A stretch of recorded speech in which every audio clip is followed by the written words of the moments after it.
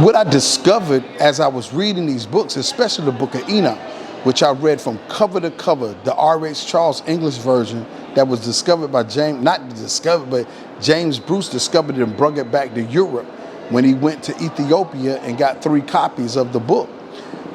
He brought that book back to Europe, and recently, I think in the 60s or 40s, the Dead Sea Scrolls uncovered a copy.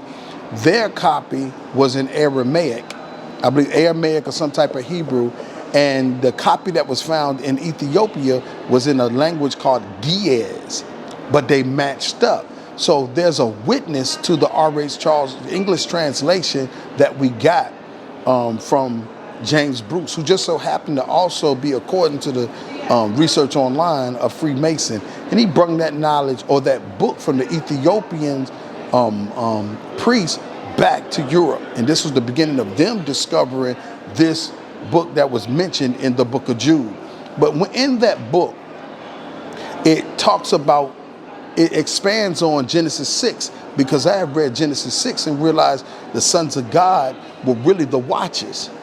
I think Ben Elohim, but these were the watchers, and the watchers was a class of angels that rebelled and took wives of the daughters of men and created this hybrid being called the Nephilim. And this was my discovery, and when I got into the book of Enoch, and I'm talking about Enoch 1, not 2, 3, and 4, but Enoch 1, when I got into the book of Enoch 1, I got the backstory or the whole story to this Genesis 6 story.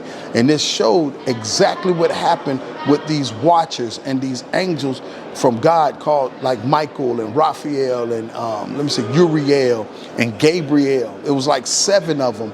And it showed the relationships between the angels that kept their place of habitation and obeyed the Most High and the ones who rebelled against the Most High. And there really is a war going on in the heavens. And really the war is going over your soul. So yeah, this Enoch, and I think chapter 6, 7, and 8, around that area, really breaks down what Genesis 6 tells us.